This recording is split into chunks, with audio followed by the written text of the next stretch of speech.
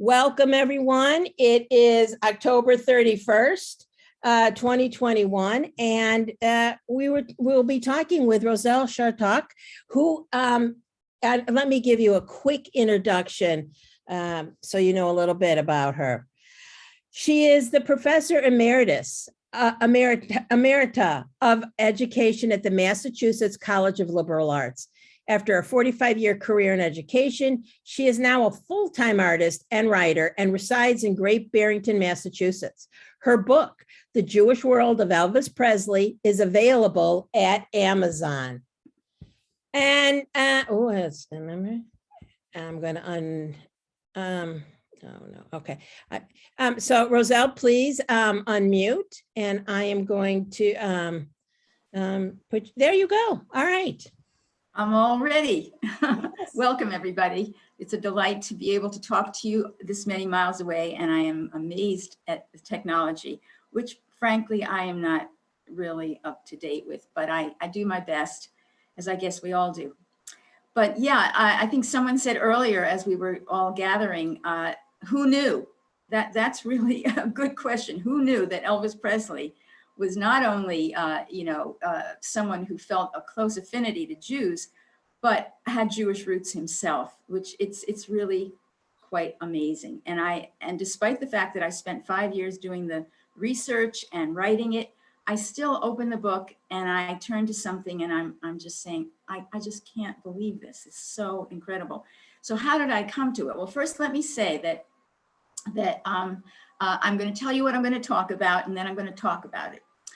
Although I'm not going to be able to touch on as much as I'd like. There are so many stories in the book, but I will give you a sort of a sense of what the book is about and introduce you to some of the people that I talk about and their relationships with Elvis.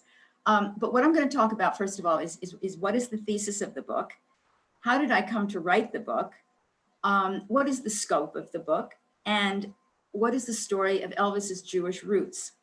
And then the book goes on to introduce you to, and I probably won't have a lot of time to talk about a lot of this, but I introduce you to the merchants that he became friendly with in Memphis. It had a great impact on him. There were many Jewish merchants in Memphis at the time that Elvis was growing up there. And also introduce you to members of his Memphis Mafia. That was the name of his in-group, his close group of friends who he traveled with, his entourage. And then introduce you to the rabbi upstairs, if there's time. He lived in the same duplex as Rabbi Alfred Fruchter. It's a hell of a story.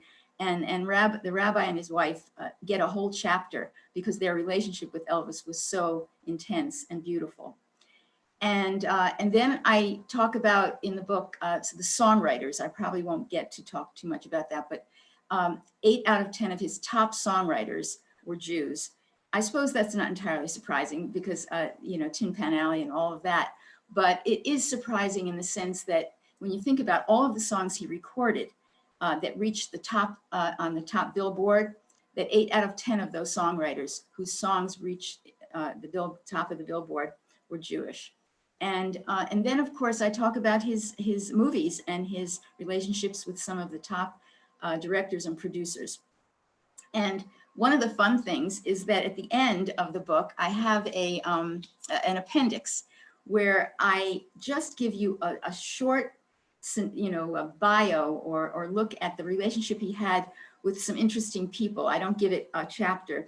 I give it maybe a page or two, but he had relationships and connections to people like Barbra Streisand, Bob Dylan, and so many others that you may have heard of. So there's approximately 10 of those short pieces in the appendix. One of them is interesting. I think I'll just share this before I even start the whole talk. I just want you to know how contemporary some of Elvis's, the aspects of Elvis's life were to where we are right now. I notice some of you are wearing masks, or some of you have masks. We all have our masks. And it was a time, we're living in a time, obviously, of a serious pandemic.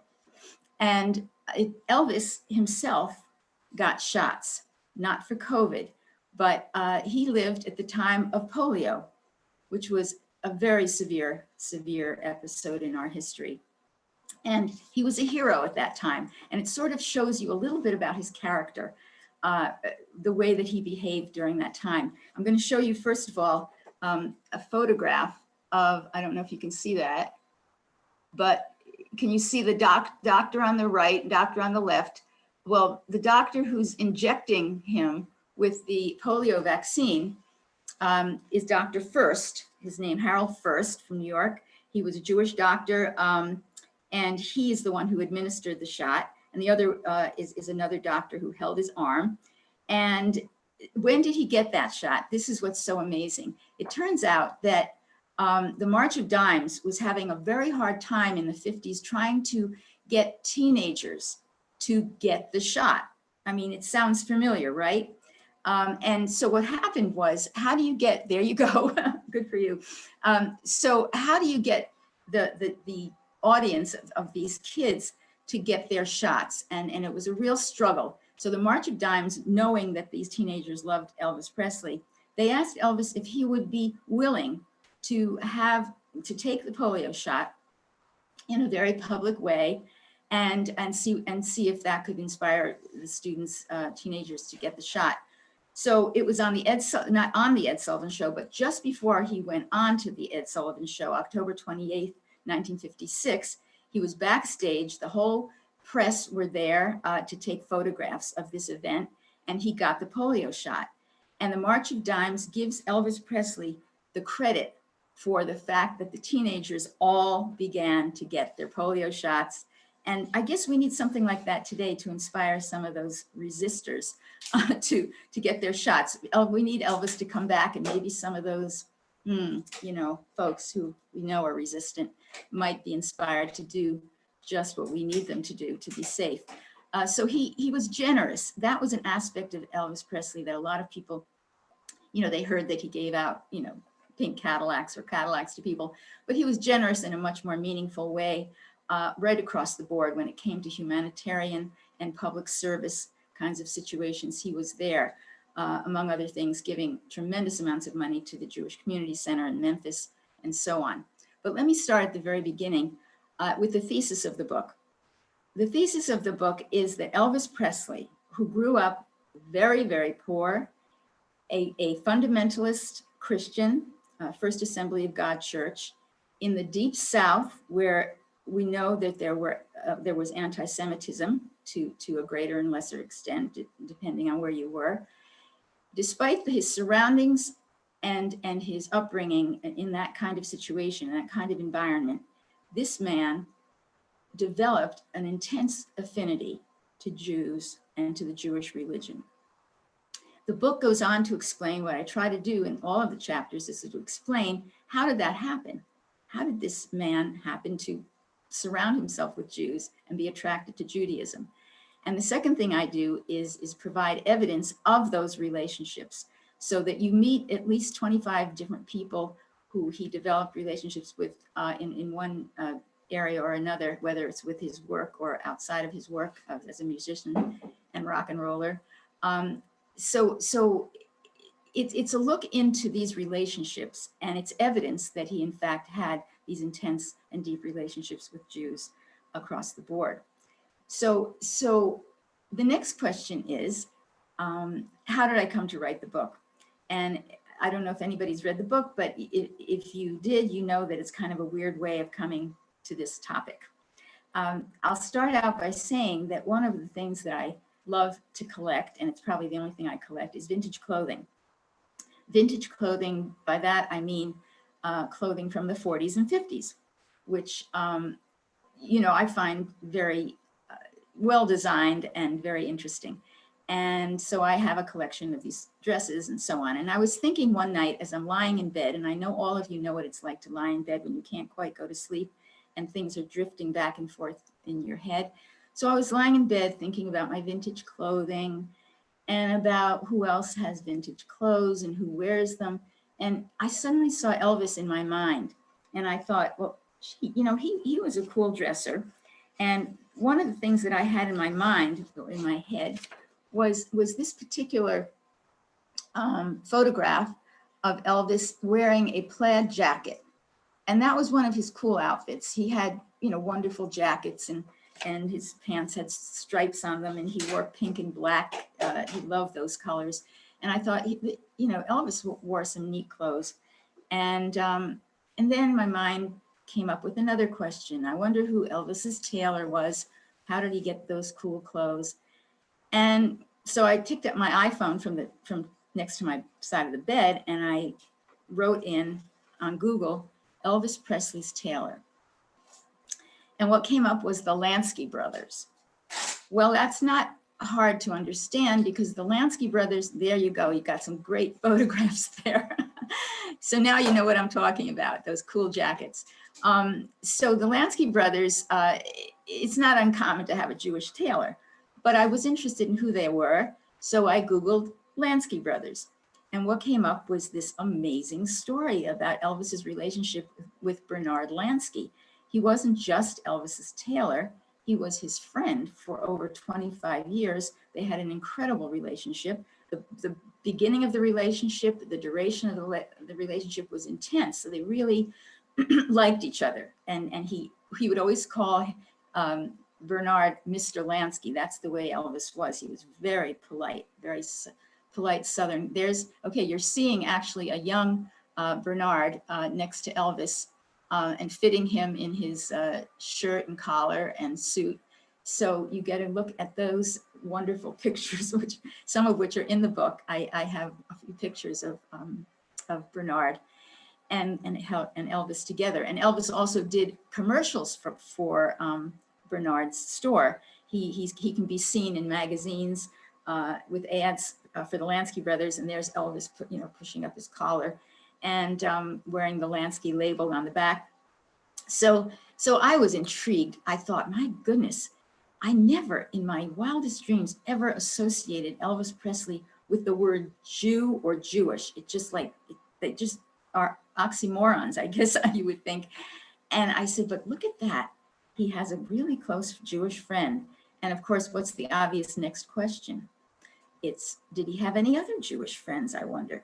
And I finally got to sleep that night, believe it or not. And I woke up the next morning very excited because, I had been looking for another topic to write about. I had just finished a book. A book came out in 2014 that I had written called Windsor Mountain School, a beloved Berkshire institution. And it was the story of a private progressive boarding school here in the Berkshires in Lenox, Massachusetts.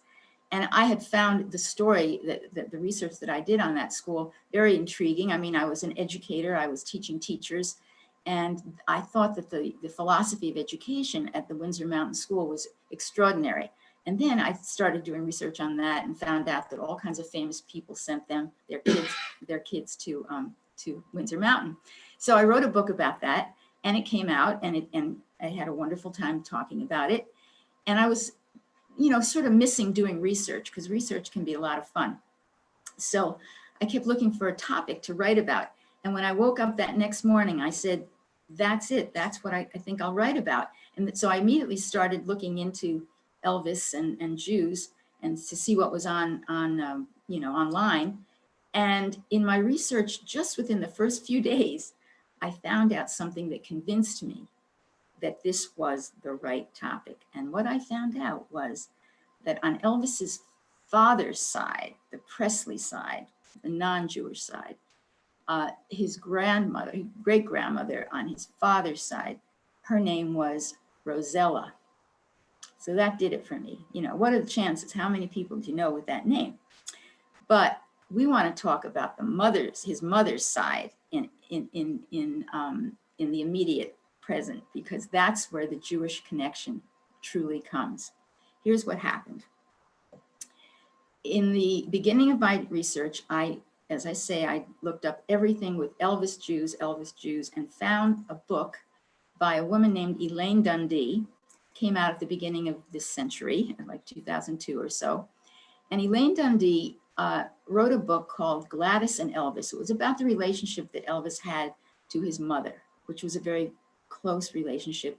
And to be honest, a lot of people have said, including his very close friends, that had his mother lived a longer life, he would never have gotten involved with the drug situation and died such an early death. But anyway, Gladys was important in this story because many of you know that when you are descended from a matrilineal line of Jewish women, you are considered a Jew, even if you have never practiced the religion, even if you've never identified as a Jew. According to Jewish law, I don't know if I'm pronouncing it right, halacha, according to Jewish law, you are Jewish.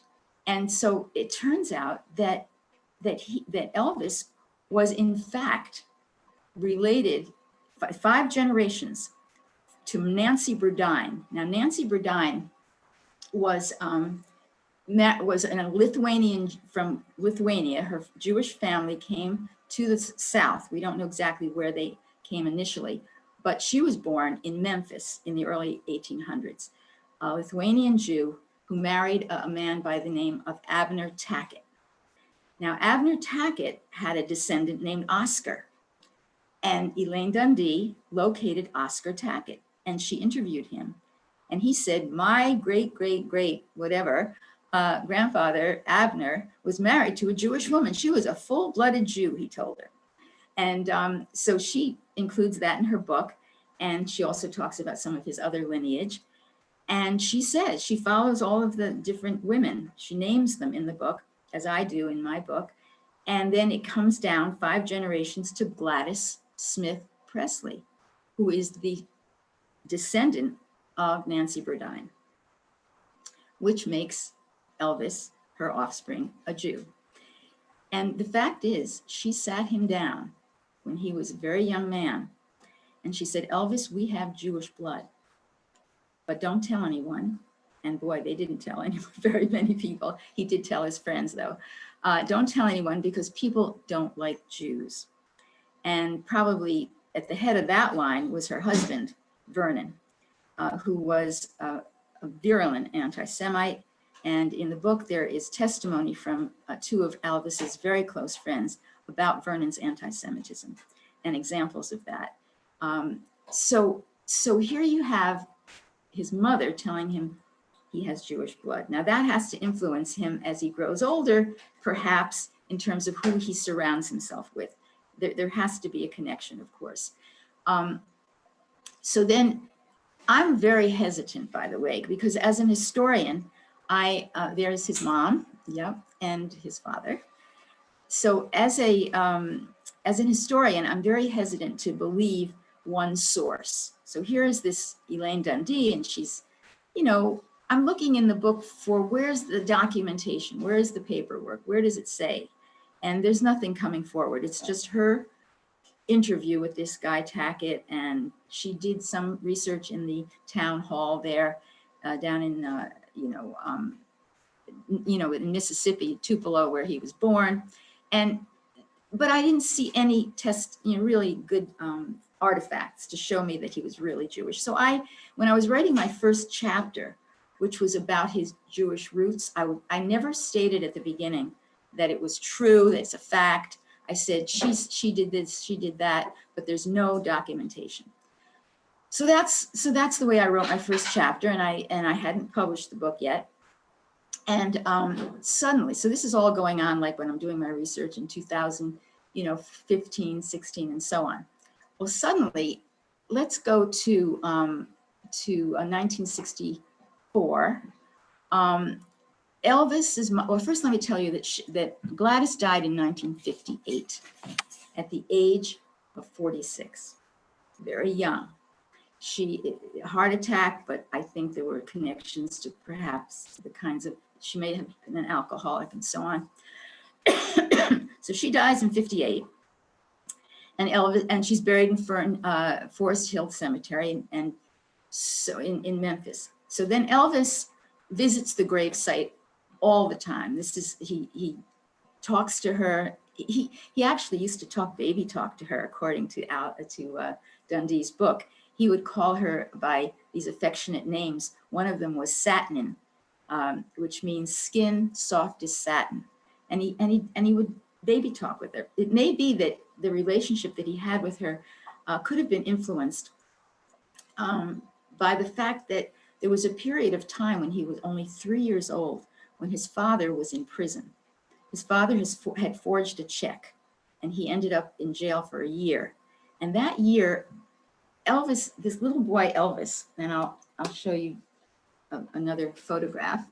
This little boy Elvis, who's in the middle, obviously, becomes sort of the man of the family, if you can imagine it. He felt very protective of his mother, and she, of course, bonded with him in a very special way. And there are some writers who think that that's the beginning of that very intense relationship he had with his mother, is when the father was absent. But anyway, let's go back to the graveyard. So Elvis visits his mother's grave site very frequently. And in 1964, he brings two of his Jewish friends with him to visit the grave site. Marty Lacker, it was one of them, and Larry Geller was the other. And Larry has an interesting role to play, which I hope I have time to tell you about. So they go to the graveyard, and Elvis says to his two friends, he said, I've been thinking about putting a Star of David on my mother's gravestone. And Marty said, I'll make that happen. And so Marty took care of it, and it was etched into the gravestone opposite the cross. And this was good, I'm going to let you, those are the pictures. I was going to show the same picture. What you're seeing on your left there, the one in color, I'll tell you why that's in color right now. Here's what happened. So he gets the Star of David put onto the left side of the gravestone. And then let's fast forward to 1977.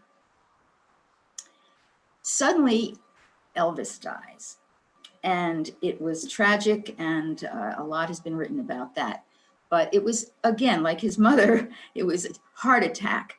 But we know that there were a lot of other influences in his case with drugs in his system and so on. So anyway, he dies in 1977 at the age of 42, if you can imagine, 42 years old.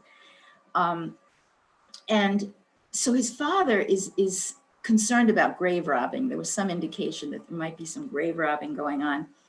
And so he has both his wife's grave and Elvis's grave moved to Graceland. This is 1977. We don't know what happened to the gravestone with the star on it. It just wasn't seen again. We didn't know, nobody knew.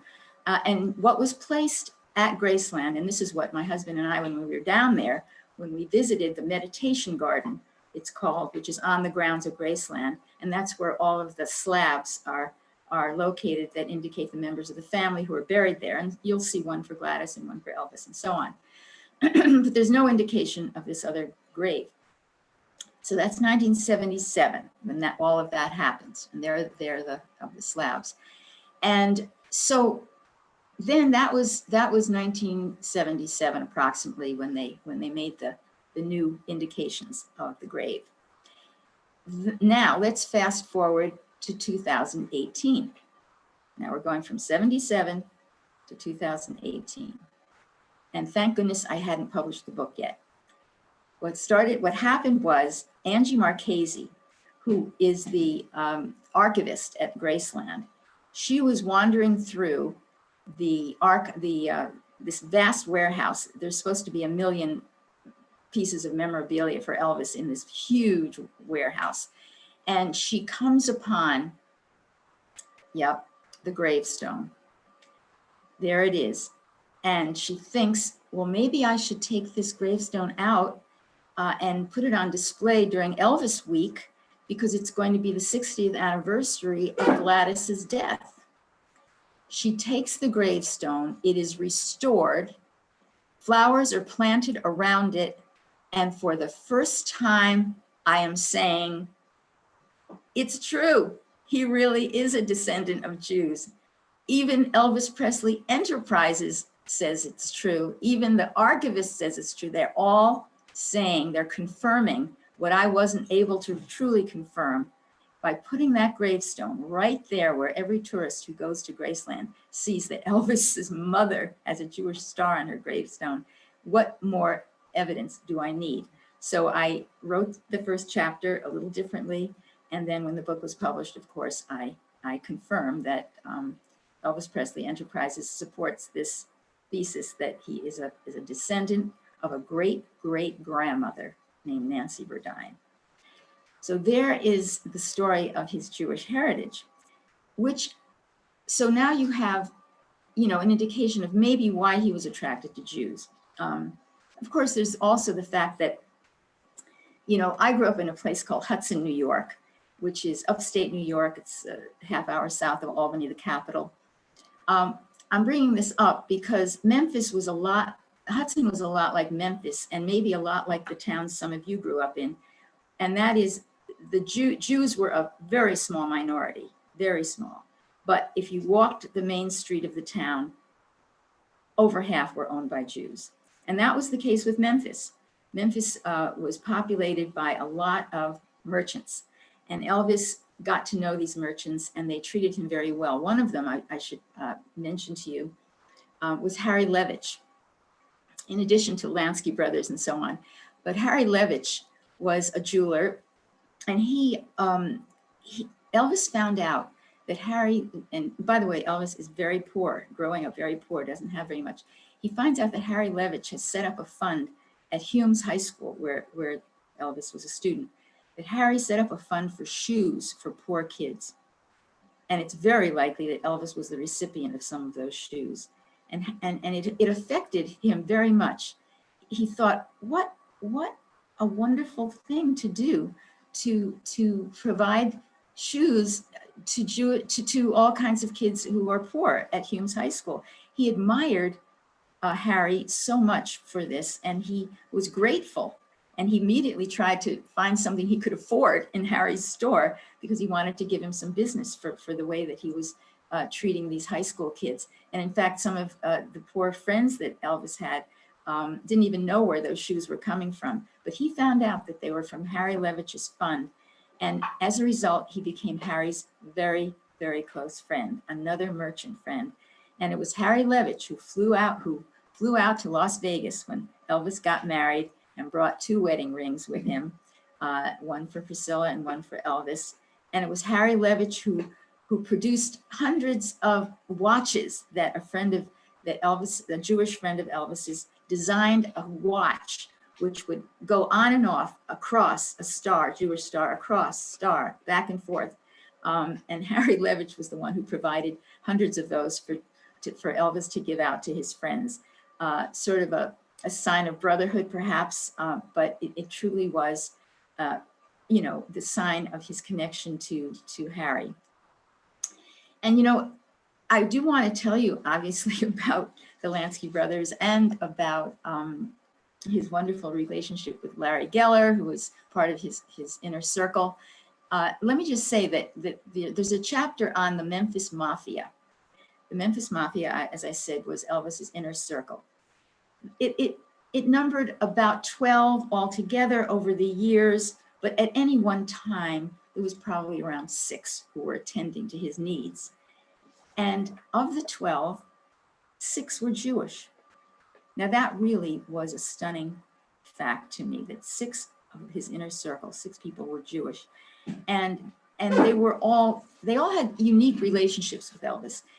In the book, I give short biographies of each of these friends of his and the nature of the relationship that they had. And it's just fascinating. But one thing that startled me in my research was that one of the members of his inner circle was a woman.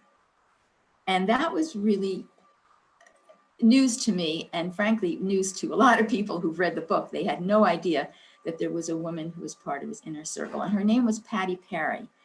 And it's actually hard to find pictures of her, but they are online. And one of the photos shows her standing next to him. She was a very attractive young woman. And I thought I would just read a little bit from the book to let you know a little bit about her, because it's something for you to share that a Jewish woman was part of Elvis Presley's inner circle. Unbeknownst to many Elvis followers, there was one female member of the Memphis Mafia, Patricia Parry, often referred to as Patty or Pat. I'll just read little snippets of this. And she played a unique role, that of Elvis's Jewish mother. That was her term. She seemed destined for that role and reaped the rewards that came with it. But there were also costs involved in being Elvis's little sister. That was his term for her. And that is also the title of one of his popular songs. Parry was born in London to Jewish parents and emigrated with them to America and settled in Los Angeles eventually. And there in 1960, Parry, who was nearly 18 and going to beauty school, met Elvis, then 25 and just out of the army. They never developed romantic relationships. Instead, Parry played the role of a nurturing companion, and for nearly 17 years, she hung out with 17 years. She hung out with Elvis and the guys whenever they were in Los Angeles or Las Vegas. So she did visit Memphis on occasion, but was not, didn't stay there very long. It was mostly when he went and making his movies over a period of 10 years, and also Las Vegas, where he did hundreds of concerts. In an interview that she had with an Elvis fan site, the interviewer was able to learn a lot about her connection to Elvis. She describes to this man, to this reporter, what happened right after she arrived at Elvis's rented house in Los Angeles, that first time that she ever ventured there.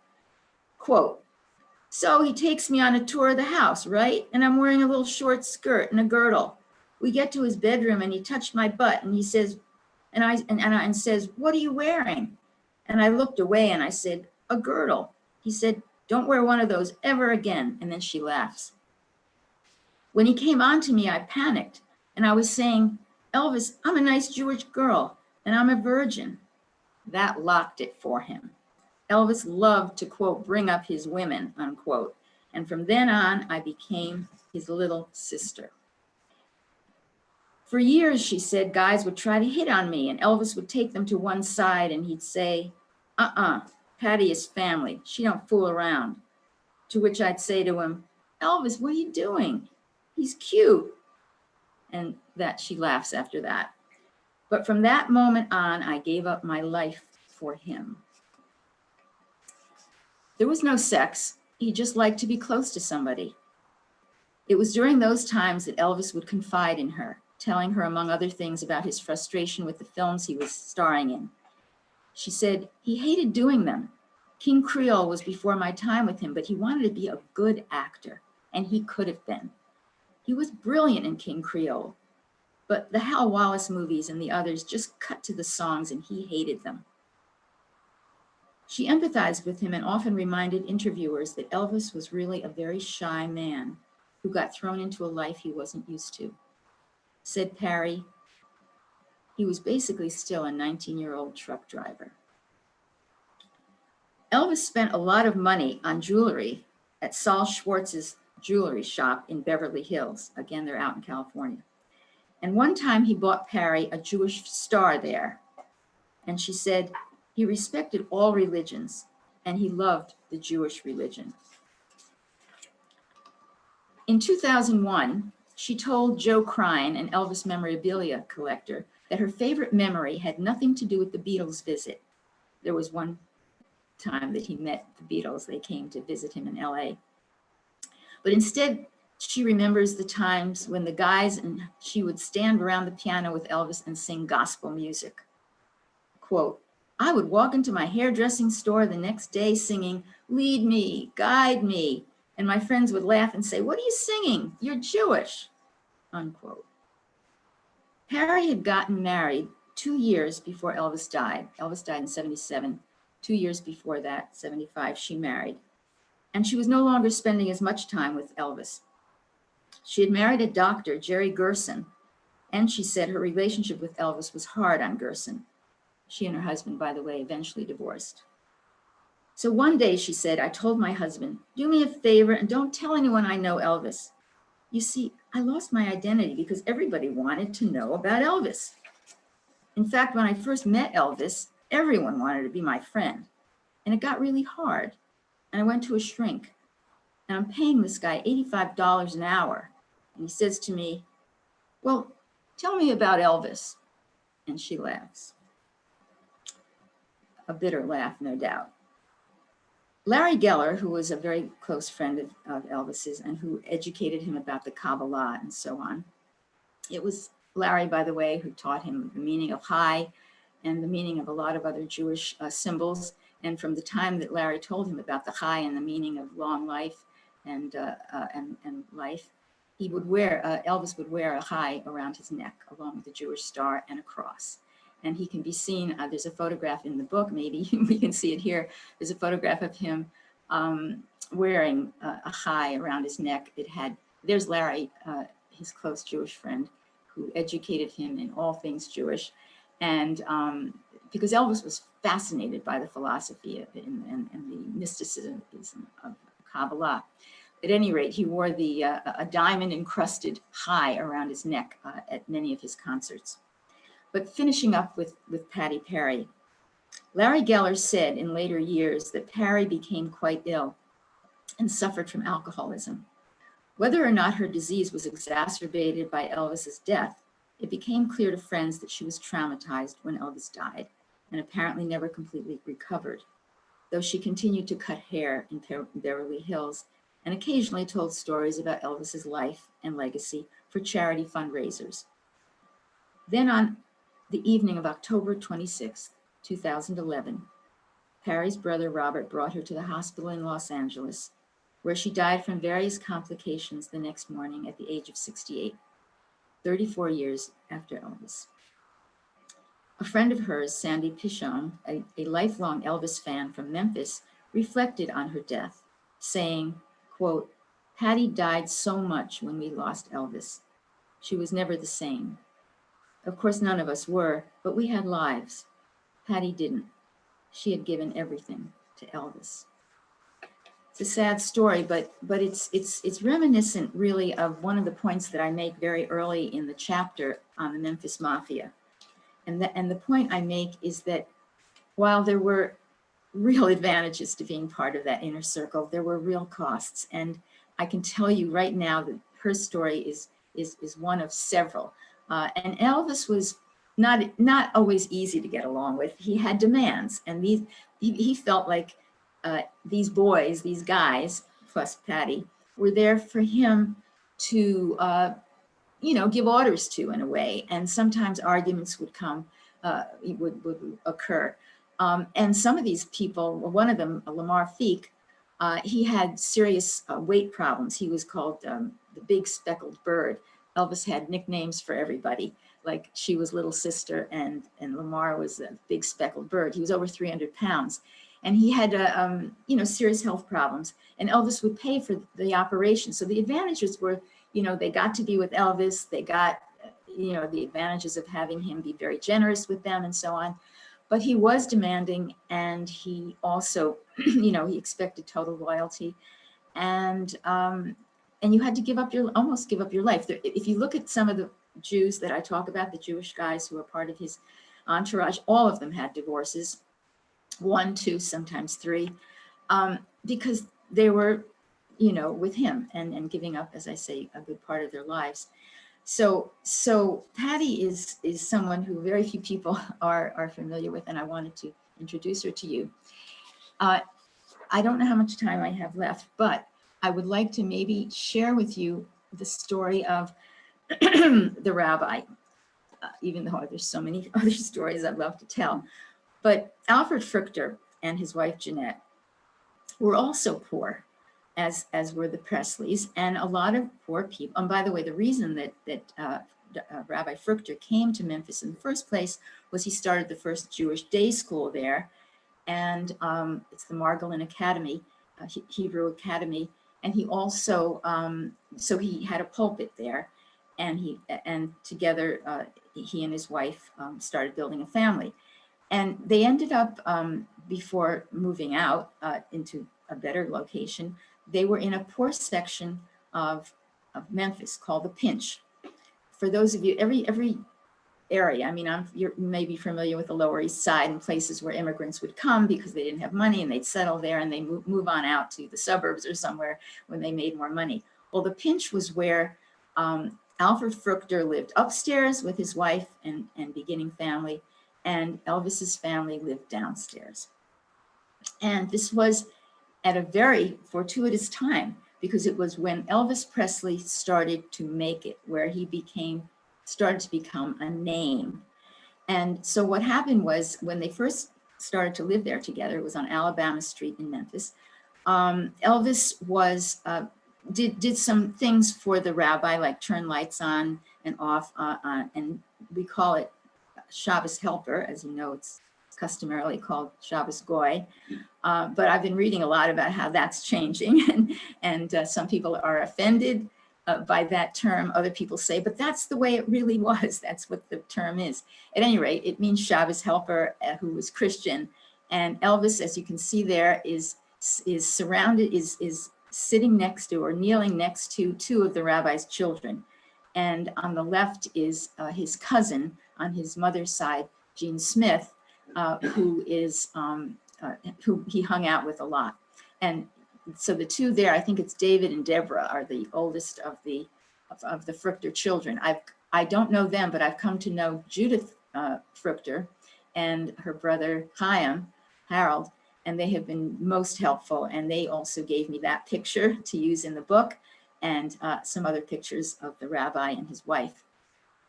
At any rate, so the rabbi, so Jeanette became very good friends with Gladys, and she appreciated everything that Elvis did for them. And so Jeanette said, you know, I would offer Elvis money because very frequently you give the Christian helper some kind of a tip. But Jeanette says, every time I offered him money, he wouldn't take it. He said, I'm happy to do it, Mrs. Fruchter. And that was, again, besides the book showing you this side of Elvis, which is Jewish world, what I've also tried to show you is that he was a humanitarian and a gentleman, extraordinary gentleman, and as generous as you can possibly be. In fact, he won awards from the JCs, the Chamber of Commerce. It was an award which was given out in Memphis to someone with character and a contribution to the community. And Elvis was so proud to have gotten that award. But he gave generously to the Jewish Community Center, which gave him a free membership in Memphis because he was poor. And it's where he learned how to play racquetball. And he was an excellent racquetball player. And in the book, I introduce you to one of the Jewish racquetball players who played on his court at Graceland, and who was obviously pretty excited about being a friend of Elvis's. So the point, and what I also learned in that whole thing was that a lot of people learn how to play racquetball at their local Jewish Community Center, because Mr. Zeitman, who is the fellow I'm talking about, he said he learned how to play racquetball at his Jewish Community Center like Elvis learned at his. So Elvis, when he became famous, he gave thousands upon thousands of dollars to that Jewish Community Center in thanks for all that they gave to him. And he gave to St. Jude's, and he gave to Black causes. He's in fact, to this day, in Elvis's name, there is tremendous amount of funds that Elvis Presley Enterprises gives to the local poor organizations that help poor people in Memphis. So that kind of generosity is continuing in his name, which I think is a wonderful thing. So getting back to Jeanette and Gladys, so they would often have tea together, and they would. And one day when they were having tea, Jeanette I'm finding this out, by the way, in an interview that I read about this. Jeanette says to Gladys, you know, I'm worried about Elvis. And at the time, he's like 17 years old. I don't know what's going to happen. He's not very good in school. And I wanted him to become a doctor. And Jeanette is sitting there that is listening to this and trying to comfort Gladys. So Gladys, don't worry about Elvis. Don't worry. He's going to be okay. Someday he'll make you proud. He's going to be somebody. So I don't know how she knew that, but she said it in comfort, in trying to comfort Gladys, and little did she know. And they were, by the way, stunned at how famous Elvis did become. They were quite amazed. But the beauty of the story is that Elvis learned a great deal about the Jewish religion, customs, food, language, music from Jeanette and the rabbi.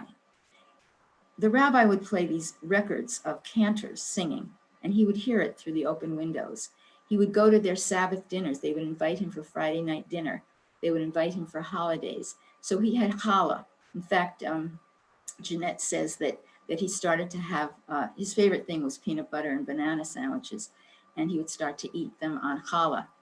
And he would learn Yiddish. He had certain Yiddish phrases that he was familiar with. And when he sat down for dinner with them, and it was just the Sabbath, he would honor them by putting a yarmulke on in respect to their religion. And Jeanette said she thinks that he probably carried one around in his pocket. So the stories, and one other beautiful sort of heartwarming thing is that when Jeanette brought home her firstborn, Elvis saw them coming out of the car through the window, and he ran out of the house, and he said, "Please, let me carry your firstborn child. I don't know if it's a firstborn, but let me carry your new child up the stairs, Mrs. Fruchter."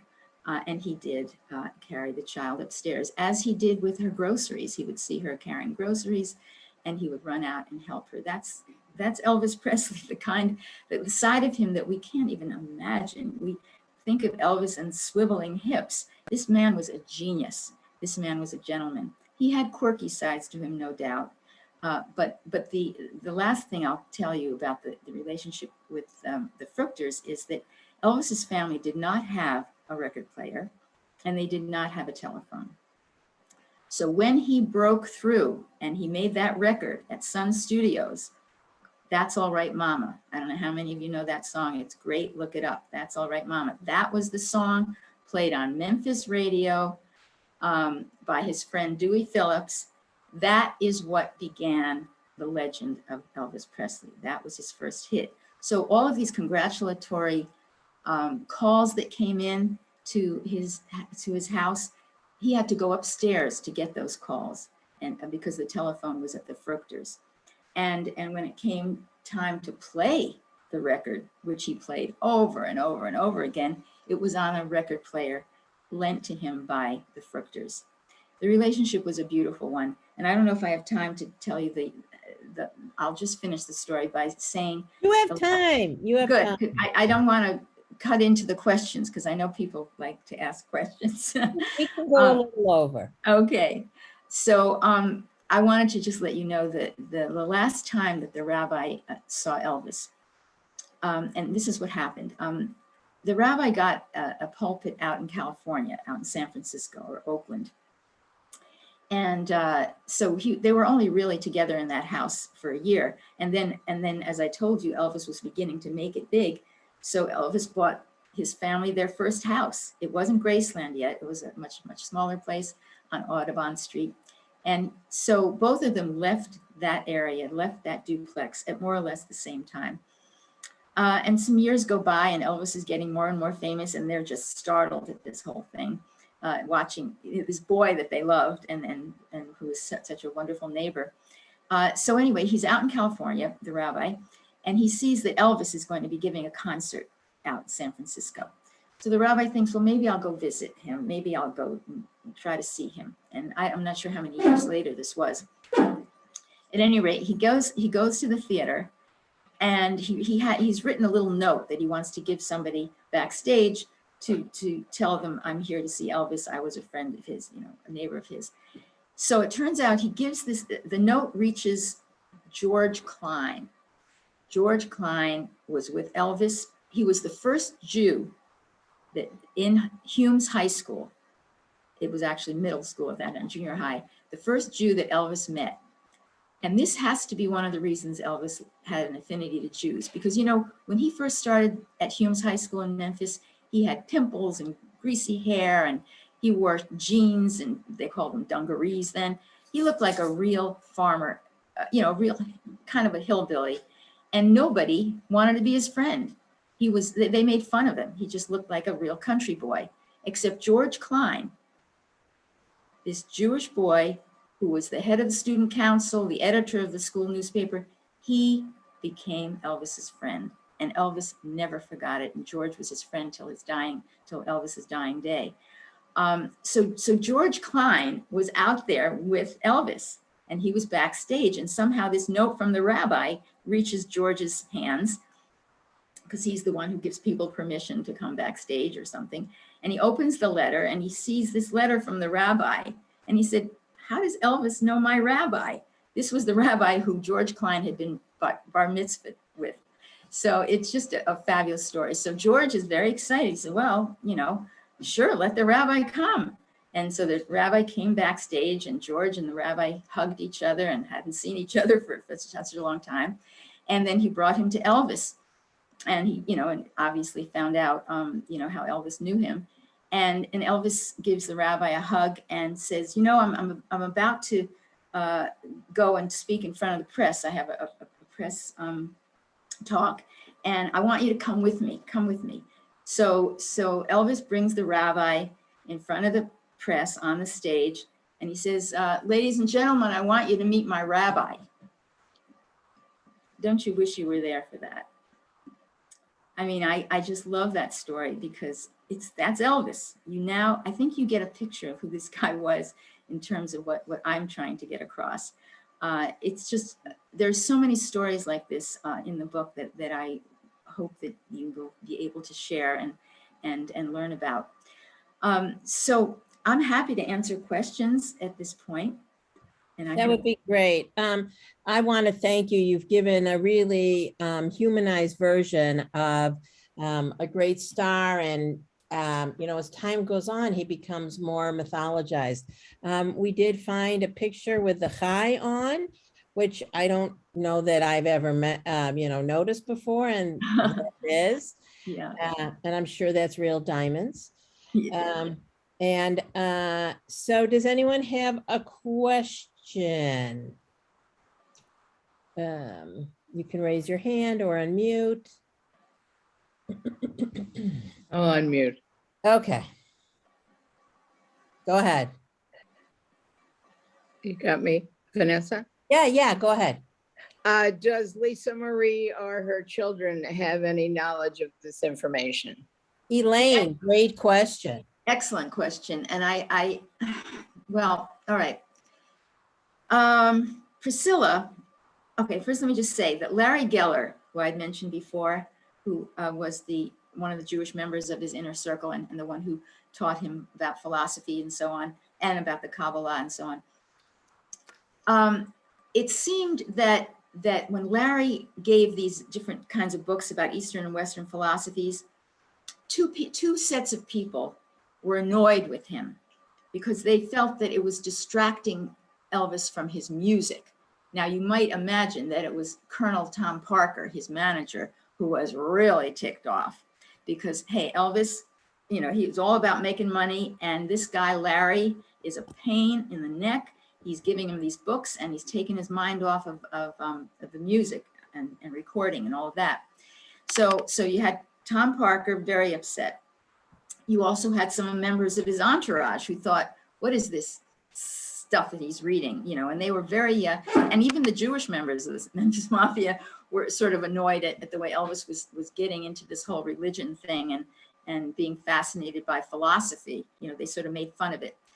They had nicknames for Larry Geller, you know, I don't remember some of them right now, but they were just mocking him. And then there was a third person who didn't like it, and that was Priscilla. Priscilla was aware of Elvis's fondness for Jews because at that point, it was very clear that, first of all, he had a lot of members who were Jewish, and she also was familiar with the fact that, you know, that he had put the star on his mother's grave. But she was very annoyed again because she felt like it distracted him from her and other things. So number one, Priscilla was very aware of it, and even though later on she liked to brag that he loved all religions, she was annoyed at that time with Larry.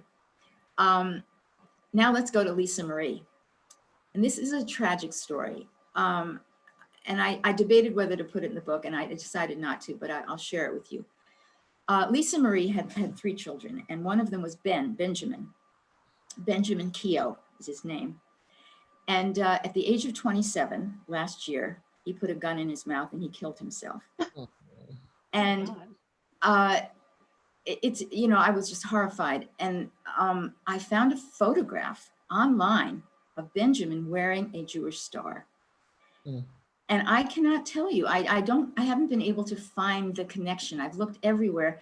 One source said that maybe his father whose last name was Keogh, I don't know if that's a Jewish name particularly, might have had some Jewish blood.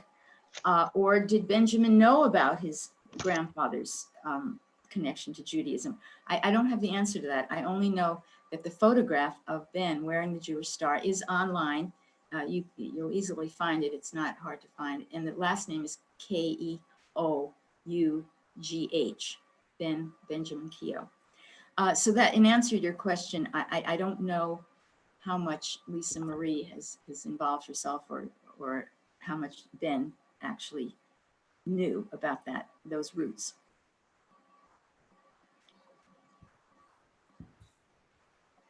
That's a fascinating story. We have another question. I don't know if this is, I don't think it's, how did Elvis become addicted? Oh, I think it's a good question. It's a very good question. Again, there's different sources, but the main thing I kept seeing over and over again was that he probably started this addiction in the army, where he was maybe on duty or he had to stay awake, and so he might have taken some uppers, and then in order to come down, he took some downers. And he did have some health issues, some kidney problems, some problems with his eyes, and he may have he started to take painkillers. And then, of course, as he got bigger and bigger, and into all kinds of movie making and so on, his lifestyle was such that he was up when he didn't want to be up, and down when he needed to be up. And so when you get addicted, and by the way, it was not the time of our knowledge about opioids. We now know that OxyContin and all these kinds of things, they're addictive, but he was living at a time when this idea that they were addictive it was obvious they were, but it wasn't, there was not a big rallying cry to control this kind of thing. So he was taking so many different kinds of pills to be up, then to be down, then to cure his pain. And so it doesn't really much matter when it started, now that I think about it, because it was the lifestyle that he just got into. And how many of these rock and rollers and singers can we mention that they went the same path, Janis Joplin, etc. It's just a terrible cycle and horrifying. And a lot of people say, well, why didn't his father or his manager try to get him off? Or why did his doctor give him those pills? And the answer to that, because I did look for some answers there, and some of them did try. And one quote I read is, "You don't tell Elvis Presley what to do," was what a lot of people said. And as far as the doctor saying, "I'm not going to give him any more," another writer says that it didn't matter if the doctor said, "I'm not going to give you a prescription," because his friends would give him the pills. All of his friends were on drugs. Many of them got off successfully. 2 of his Jewish friends were on drugs, and they both survived it and got off.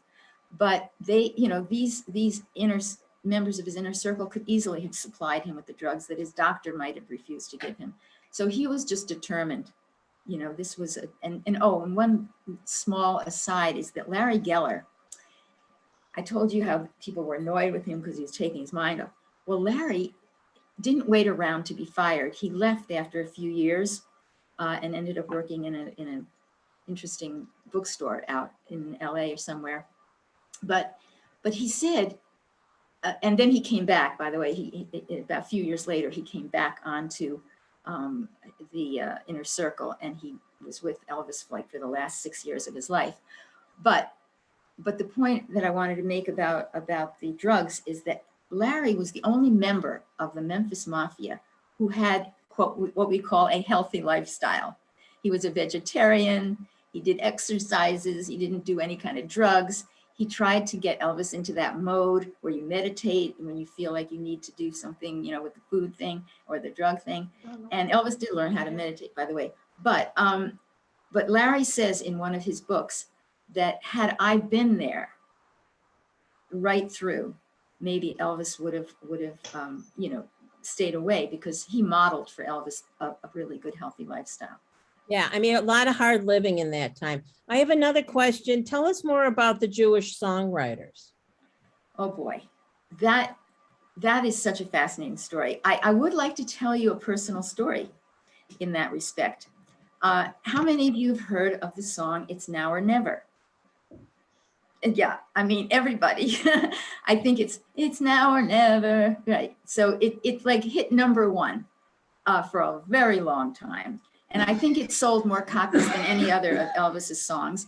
And Elvis, interestingly, said that that was his favorite song. And he wrote it with, oh God, I can't think of his name, but there was he had a co-writer. At any rate, so Aaron Schroeder, the songwriter who wrote that song, met Elvis and, and would practice the song with Elvis. And one thing you should know about Elvis is that he was a genius. He was a musical genius. He didn't just take a song that somebody wrote for him and sing it. He would work on it, make it sound, make it work for him. And he would arrange it. He was truly an amazing arranger of songs. And when you hear him sing, I think that you've got to know that he did all the work in making it sound the way it did. I have an interview that I found where he and Aaron Schroeder were working out "It's Now or Never." The other person was Wally Gold, who Thank you. worked on that. Wally Gold, indeed. And so Schroeder and he were working out "It's Now or Never." And Elvis is a perfectionist. He wants it to be perfect. And he says to Aaron, "I can't seem to hit that high note. I can't seem to get it. I'm really sorry." And Aaron said, "Don't worry. Just take it easy. I think it sounds good, but if you want to do it again," and he did it again, and until he got it what he thought was right. So I wanted you to know about that aspect of Elvis. But I also want you to know that I knew Aaron Schroeder. He was a friend. Aaron Schroeder and his wife, it's a long story, and they take up a bit of room in the book, let me just say, because he was dead by the time I was doing this book, and I interviewed his wife, Abby, who was a friend. They live right here in town. They lived right here in town. And so Abby filled me in on everything. But let me just say that when we became friendly with the Schroeders, this goes back over 20 years ago. Aaron died just about 5 years ago, but we've known him, over 20 years ago. And I remember asking somebody, I sort of knew Aaron and Abby had quite a bit of money, and I was curious, how did they make their money? And somebody said, "Oh, well, Aaron wrote, the B-side of Heartbreak Hotel." And I said, "Oh, well, that's how he made all that money." And then, and I didn't think much of it. I said, "You can make a lot of money writing the B-side of a hit like Heartbreak Hotel." So then, fast forward, I'm sitting down with Abby to interview her about Aaron and his role as a songwriter with Elvis. And she tells me that Aaron wrote 5 #1 hits for Elvis Presley. Good Luck Charm, and so on. And that was mind-boggling to me because, I had only thought he wrote the B-side. At any rate, Aaron was a very nice man. He continued to write songs with a local songwriter here, and they did some albums together. But basically, Aaron created his own publishing firm. And that, by the way, I talk in the book about a lawsuit which really made a huge difference in Elvis's life. And the lawsuit had to do with Aaron Schroeder suing for the rights to Good Luck Charm. He was a member of a songwriting group, Hill and Range, which were the Aberbach brothers had this songwriting publishing firm, and you didn't get a song to Elvis without them getting it. They were going to be the publishers, or nobody was. And suddenly this song, Good Luck Charm, comes along, and it's like, the 17th song that Aaron wrote for Elvis. And Aaron realizes, as a songwriter, I'm not getting any money. The songwriters got the least, and the publishers got the most. So Aaron started his own little firm, and he published it. And what happened was the Aberbachs, Hill and Range Music, were so furious with him. So he brought it to court, I should add, and the court sided with Aaron Schroeder. Aaron Schroeder got the rights to his song. Let me tell you how angry those publishers were. They never let him write another song for Elvis. Okay. And this affected a lot of his really good songwriters who were Jews. they couldn't write anymore. They wouldn't write for him anymore because Hill and Range, because they were going to demand the same kind of thing. I think one author said that it was Aaron Schroeder's lawsuit that drew the line, and from then on, Elvis couldn't get any good songs anymore because all of his top songwriters weren't writing them, and that's when he went into the movie making, 1962ish, something like that. He began to make those lousy films. Some of them weren't lousy. I mean, some of them were really good, but that's when, but he wasn't happy with them. So it was that lawsuit. Yeah, that's a fascinating story. I do want to show people, I found the picture of his grandson with the Jewish star. That's a very tragic story. Yeah, there it is. And I just want to remind everyone, I'll put it in the chat, to go get your book, because it's we've only heard the tip of the iceberg. It sounds so interesting. And we want to thank you for spending time with us. It also kind of makes you want to go back to Memphis and, see what's down there. And it's an interesting aspect of Elvis Presley's life. It is, and I hope that you do get to Memphis, some of you, because and stay at the Peabody Hotel. The Peabody Hotel is the famous one with the ducks who come down on the red carpet, and they in the lobby, and they hop into the and it's a wonderful sight to see. And I also want you to know that the Peabody Hotel was this fabulously beautiful hotel earlier in the years, and it was falling apart, and it was going to be razed.